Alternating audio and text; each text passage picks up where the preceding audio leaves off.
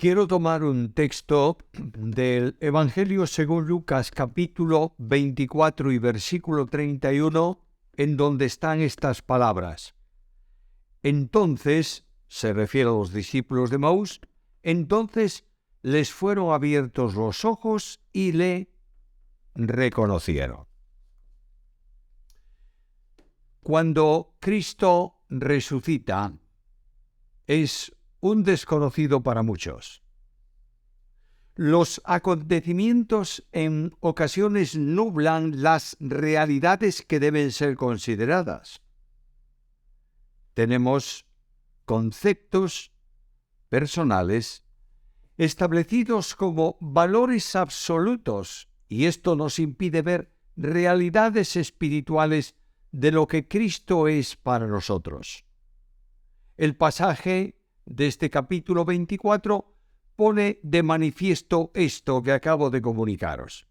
Tres cosas quiero destacar en el texto. En primer lugar, la situación. En segundo lugar, la renovación. Y en tercer lugar, la lección. Primeramente, pues, la situación. El pasaje habla de dos creyentes. Me gusta pensar que fuese un matrimonio. Seguidores de Jesús. Dice el texto, dos de ellos habían conocido al Señor, admiraron su persona y oyeron sus palabras, pero tenían un conocimiento muy limitado de Jesús. Tenían una idea limitada de su persona. Versículos 20 y 21.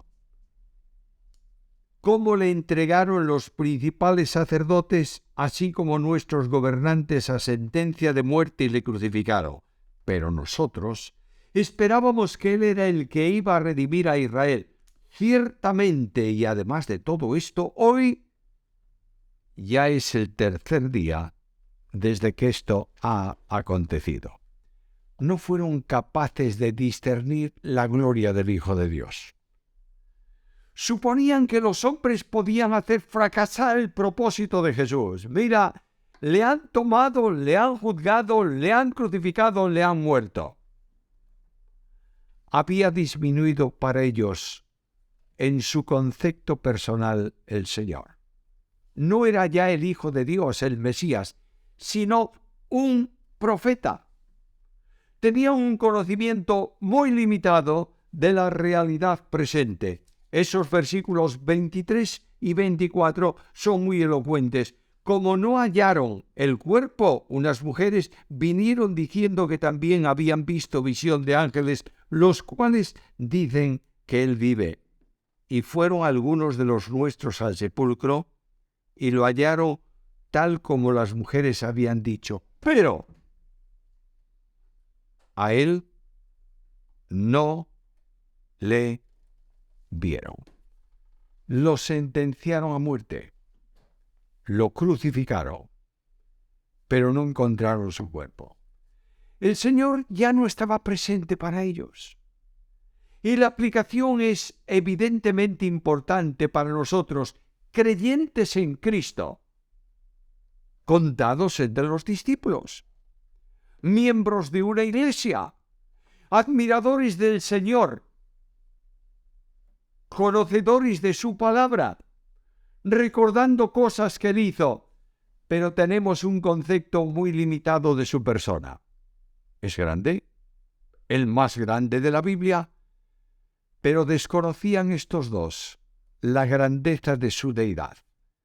Voy a la Biblia y encuentro las palabras de Pablo referidas al Cristo muerto y resucitado, por lo cual Dios le exaltó hasta lo sumo y le dio el nombre que sobre todo nombre, para que en el nombre de Jesús se doble toda rodilla de los que están en el cielo y en la tierra y debajo de la tierra, y toda lengua confiese que Jesús es el Señor, para la gloria del Padre. La gloria de Cristo está nublada para muchos.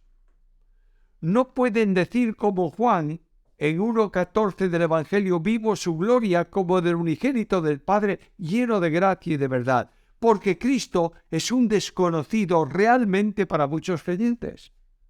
Aquellos desconocían al Señor que iba con ellos, versículos 15 y 16.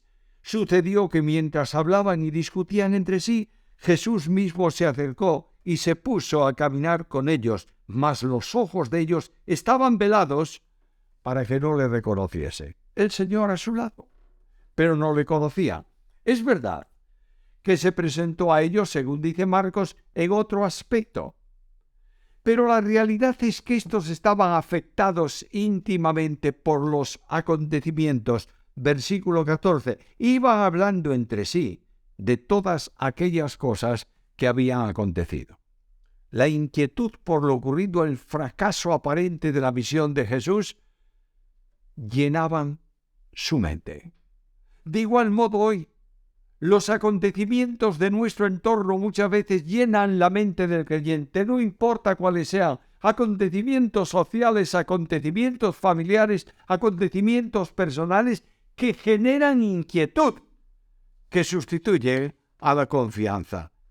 Cristo lo dijo con claridad en su ministerio, de manera que os digo, no os afanéis por vuestra vida, que habéis de comer o que habéis de beber, ni por vuestro cuerpo que habéis de vestir.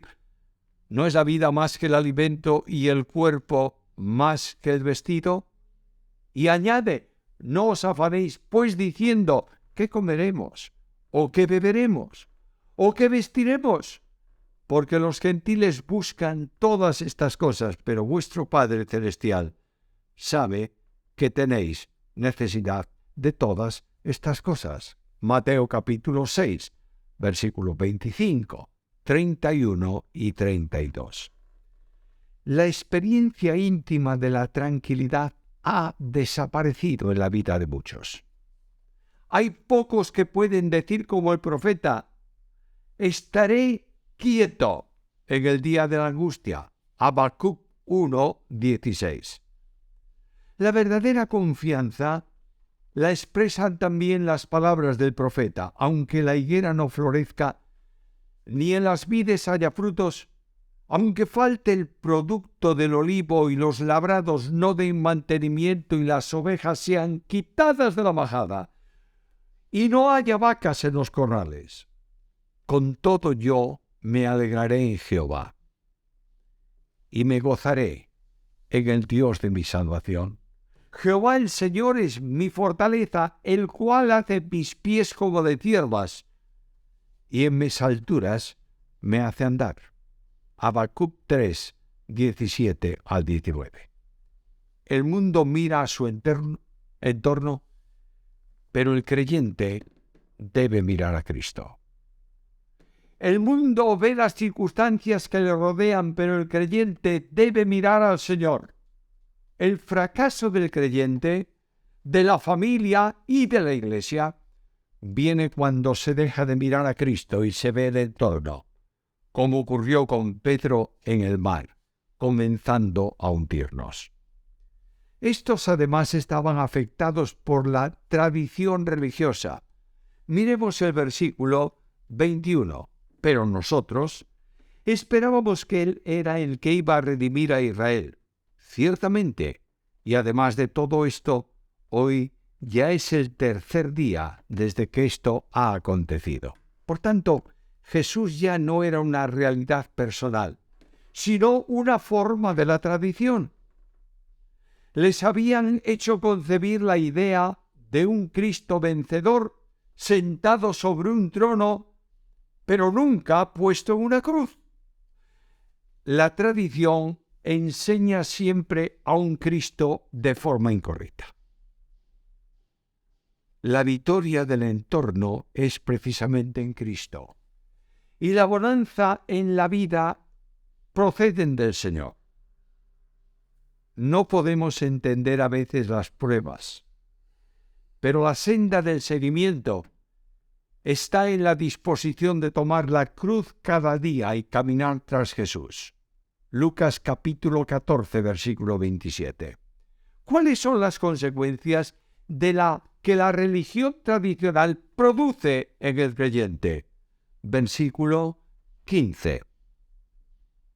sucedió que mientras hablaban y discutían entre sí, las discusiones habían sustituido a la armonía. No experimentaban el mismo sentir en Cristo Jesús. Es la triste experiencia de la iglesia de hoy. La presencia de Cristo no es real. No hay armonía porque no se vive a Cristo. Segunda consecuencia, versículo 17. ¿Por qué estáis tristes? Una iglesia triste es el más triste de los testimonios. No solo han dejado el amor, sino que también han perdido el gozo. Solo hay verdadero gozo en Cristo, y la Biblia insiste continuamente: regocijaos en el Señor siempre. Otra vez os digo, regocijaos. Filipenses 4:4. Esa es la situación. Conocían históricamente a Jesús, religiosamente a Jesús, tenían esperanza en Jesús. Pero el Jesús que caminaba con ellos era un desconocido para los dos. En segundo lugar está la renovación. La palabra de Dios actúa. Ellos conocían la Biblia, pero no aceptaban toda su enseñanza. Versículo 25. Entonces Jesús le dijo: «Oh insensatos y tardos de corazón, para creer en todo lo que los profetas han dicho». No en una parte, en todo. Creían lo que les favorecía y rechazaban las otras cosas. Cristo les habla de una aceptación integral de la Biblia. Creer todo lo que los profetas habían dicho. Y el Señor abre la Biblia y comienza a exponerla delante de ellos. Versículo 27.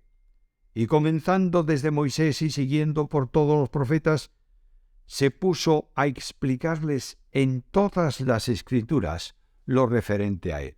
El Maestro enseñó ¿qué cosa? Toda la Escritura.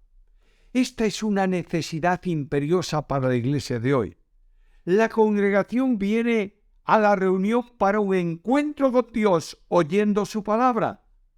La ética del cristiano tiene que ser conforme a la Biblia, y esto es imprescindible en una sociedad permisiva y pecaminosa. Nos dice la Biblia la forma de superar esa situación. En el Salmo 119, versículo 11, se leen aquellas palabras que todos conocéis: «En tus mandamientos he meditado para no pecar contra ti». La Biblia es el único camino a la renovación y al avivamiento. Versículo 32. Y se dijeron el uno al otro: ¿no estaba ardiendo nuestro corazón dentro de nosotros mientras nos hablaba en el camino y cuando nos abría las Escrituras? La palabra que Cristo expuso estaba actuando en el corazón, porque la palabra de Dios es el único instrumento que Él usa para transformar nuestra vida, porque es viva y eficaz. Hebreos 4:12. No hay ningún avivamiento en toda la Biblia, Antiguo y Nuevo Testamento, que venga de otro modo más que por el poder de la aplicación de la palabra, a través o mediante la acción del Espíritu. Es necesario volver a la Biblia. Algo más. El cambio en ellos se opera también por medio de la oración. Versículos 28 y 29. Llegaron a la aldea donde iban y él hizo como que iba más lejos, mas ellos le constriñeron diciendo: «¿Está orando? Quédate con nosotros, porque atardece y el día ya ha declinado». Entró pues a quedarse con ellos. Es un ruego personal. El día declinaba, la noche venía. Simbólicamente también hoy. Pablo dice en Romanos 13:12, la noche está avanzada y el peligro de las cosas que están a punto de extinguirse demanda una oración de dependencia. Señor, quédate con nosotros. Pero si Él está en nosotros.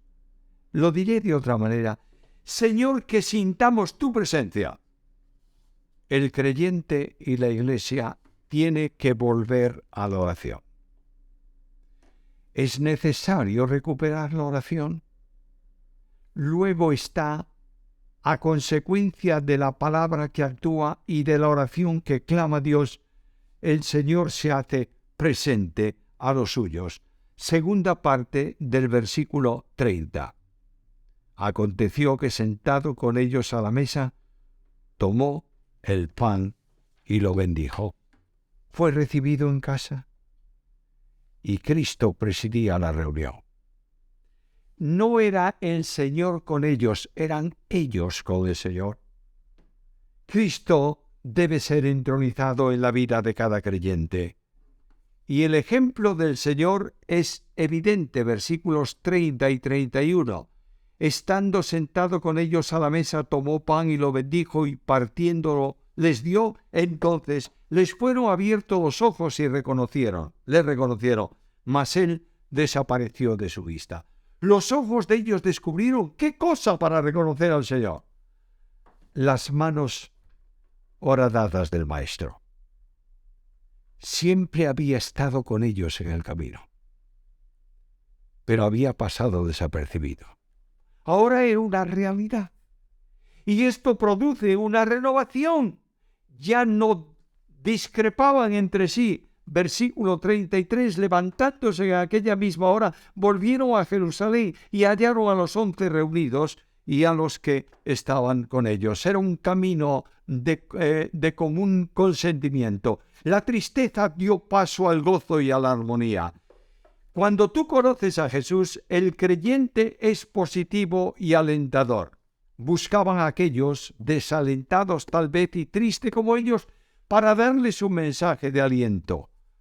Los creyentes que antes discutían, ahora testifican, versículo 35. Entonces ellos contaban las cosas que les habían acontecido en el camino y cómo le habían reconocido al partir el pan. Ya no podían dejar de hablar del Señor. Antes hablaban de acontecimientos y se producían discusiones. Ahora hablan de Cristo y de su obra. Hermanos míos, el mundo necesita ejemplos de creyentes que vivan a Jesús. Por último, la lección. Tan solo la disposición de conocer a Jesús. Esta es la necesidad y esta es la oración. Quédate con nosotros. Es necesario que te preguntes en qué manos está el rumbo de tu vida. Necesitamos quedar cautivos por la grandeza del amor de Jesús. El mensaje que la Iglesia necesita es precisamente este: conocer a Jesús. El motor que impulsa el compromiso cristiano es el amor de Cristo. La renovación se adquiere por relación con Jesús. No son las formas, el culto, lo que va a producir un encuentro con el Señor. El resultado del encuentro será una entrega incondicional a Cristo. Que podamos sentir la respuesta del Señor. Quédate con nosotros. Y Jesús entró a quedarse con ellos. Quien tiene a Cristo tiene todo. Quien no tiene a Cristo no tiene nada. Se cuenta que en la última guerra mundial un pueblo de un cierto lugar fue totalmente destruido y la congregación de creyentes, viendo su templo deshecho, lloraban, se lamentaban y decía alguno: nos han quitado todo. El pastor se acercó a él, puso una mano en su hombro y le dijo: nos han quitado todo lo material, pero no han podido quitarnos al Señor. Que tú y yo estemos cautivados por Cristo, sintamos su presencia y vivamos para su gloria.